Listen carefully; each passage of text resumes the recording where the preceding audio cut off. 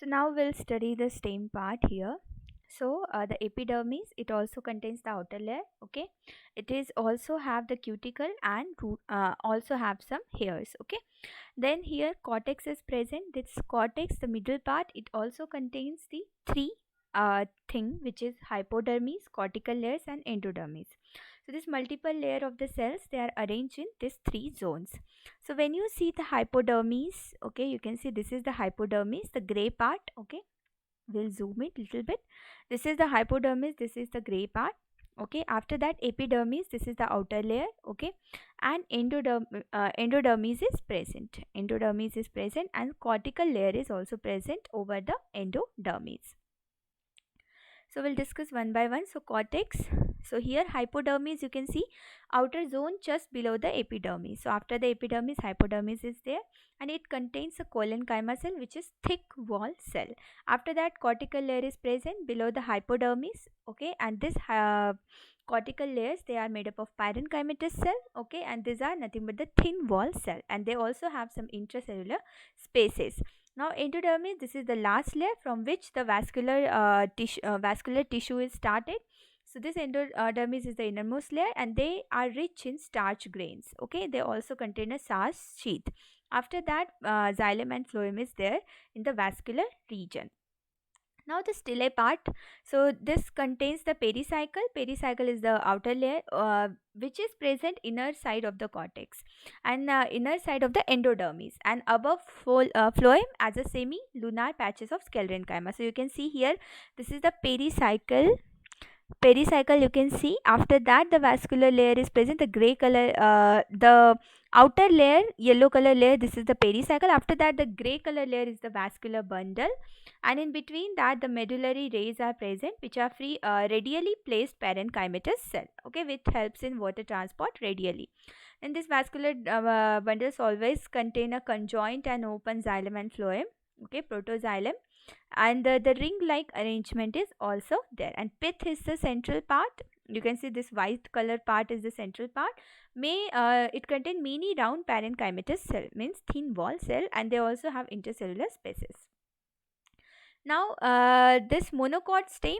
Now dicot is completed. This monocot stem also it includes epidermis, the outer layer, hypodermis, vascular bundle. Okay, it don't have this cortical layers. Okay, it contains directly endodermis, and together with that, it don't have endodermis also, it only have vascular bundles. Okay, and ground tissues are also there. Now many vascular bundle contains a conjoint and closed, not open. Okay, means they don't have cambium. So conjoint and closed structure means xylem and phloem is there. Each bundle is surrounded by a bundle sheath, and this bundle sheath nothing but contains the phloem, and the bundle sheath nothing but contains the xylem cell. So here phloem parenchymatous cells are absent, that we have already studied, and water containing cavities are present. Now we'll see the leaf. What are the structure inside the leaf? So epidermis means the outer layer is present, and here adaxial epidermis and abaxial epidermis present. So adaxial is the upper part and abaxial is the lower part, like anterior and posterior. Also it contains a cuticle. Cuticle is the waxy layer, and also it have a stomatal openings and the guard cell openings. Now mesophyll is present, the middle cell is present, tissue between the upper and the lower epidermis. When you see the lower epidermis and upper epidermis, so mesophylls are present. These are also filled with the chloroplasts. Now there are two types, palisade and spongy. They are parenchymatous cell also. So this parenchymatous cell, if they are present adaxially, means at the upper part, then they are palisade, and if they and together with that, they have a elongated structure and vertical, and they are present vertically and parallelly also. You can see here, these are palisade mesophyll. And when it's a spongy parenchyma, it is present abaxial at the end. Okay, towards the end, and together with that, they are spherical, round and oval, and it is situated below the palisade cells. Okay, below the palisade cell it is situated. It also have some air cavities. Now the third is vascular system is present, means xylem and the phloem part. So it contains the veins and the midrib inside the vascular bundles. So this veins and midrib, when we studied the leaf structure, you have studied that there are midrib and veins, okay, and the size varies based on the size of veins, so thickness and venation. Vascular bundles are surrounded by a layer of thick wall bundle of sheath of cells, and here you can say this is the stomatal opening. Now in monocotyledons, what are there? Isobilateral leaves are present. So stomata are seen on both the surfaces of the epidermis. So it could be a abaxial, it could be a adaxial in case of monocot. Now mesophyll is not differentiated into palisade and spongy parenchyma. Mesophyll cells are present, but they are not differentiated. You can see the here in case of mesophyll they are yellow color, and here it is differentiated into the palisade, means the elongated cell, and the spongy mesophyll, but here it is not differentiated. Now bulliform cells, these are important with respect to need. In grasses, certain arexial epidermal cells all along the veins modify into large empty colorless cells, which are bulliform cells. So you can see here the bulliform cells. Okay, so you can see some cells, green color cells, they are modified and they are known as bulliform cells. Okay, so they generally absorbs the water and they become a turgid. So they maintain the pressure inside the leaf structure. When they are flaccid due to water stress, leaves curls inwards to minimize water loss. Okay, so they maintains the water loss. Together with that, they maintains the water pressure also. So parallel venation is present in case of monocot leaf, and nearly similar sizes of vascular bundles are present. Now secondary growth, we can see what are the secondary growth. So growth of the roots and the stems in the length due to the apical meristem is called primary growth. We know that apical meristem is nothing but due to the meristematic tissue. But what about the secondary growth? It is due to the vascular cambium and cork cambium. Okay, it is due to the tissues. So here this permanent tissue help in the growth of the plant, vascular cambium and cork cambium. So first see, this is the cork cambium, and where is the, and this is the inner side is vascular cambium. So they also provide a growth to the plant. So whenever it's a vascular cambium, the meristematic layer that cuts off vascular tissue, xylem and phloem.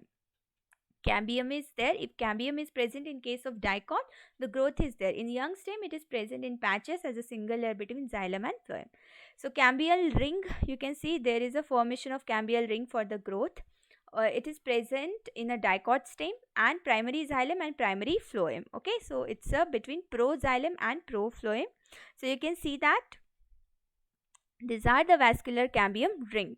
Now cells of medullary rays adjoining intrafascicular cambium become meristematic and forms intrafascicular cambium. So this cambium, intrafascicular cambium ring, they are meristematic. They contain a meristematic cell that leads to the growth and development, and also they forms a cambium. Now activity of the cambial ring. Cambium ring becomes active and cut off new cells both towards the inner and outer side. Okay, so they are present between the xylem and the phloem. So they are generally active, and they also forms the pith. Okay, they also forms the pith and the middle portion to forms the mature and secondary xylem. The cells cut off towards periphery mature into secondary phloem. So you can see that the secondary phloem, the cells which are cut off by the cambium is again matured into the secondary phloem, which is nothing but the meta. Okay, metaploem. So cambium is more active on the inner side than on the outer side. Okay, it is active more from the inner side and than the outer side. So what are the activity then? It continue formation and accumulation of secondary xylem causes gradual crushing of primary and secondary phloem. So you can see secondary is present in the center in case of a stem. So when it's continuously growing, the primary layer will be disturbed. At some places, cambium forms a narrow band of parenchyma, and this cambium only leads in the disturbance because it is only dividing the cell between xylem and phloem. Now, which passes through secondary xylem and secondary phloem in a radial directions. It generally forms in the spherical direction, and these are the secondary medullary rays, which is responsible for the transportation of water in the spherical manner and the medullary manner.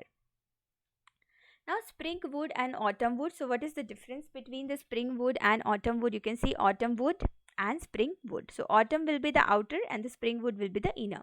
So physiological and environmental factors control activity of cambium. This cambium only leads in the very active form and produces many ciliary elements having vessels with wider cavities. So this wood is called spring wood. So cambium which produces wider cavities of the wood, these are spring wood and the early wood, and it is lighter in the color and lower density. So you can see this yellow color and the lighter color, these are nothing but the primary wood, okay, and it is formed by the cambium, and they have a lower density. While in winter, cambium is less active and forms fewer xylary elements. Having narrow vessels, they generally forms the autumn wood, okay, and it is darker and higher density. So you can see this is the brown color which is darker, this is nothing but the autumn wood, and it is formed in the winter when they it reduces the xylary elements, okay. When it produces many xylary elements, then it forms a spring wood. When it produces less xylary elements, then these are autumn wood. Sorry. These two woods appear at alternate concentric rings to form an annual ring, and this is used to estimate the age of tree. So as you can see, they alternatively they form the wood structure, and then it also uses for the estimated the age of the tree.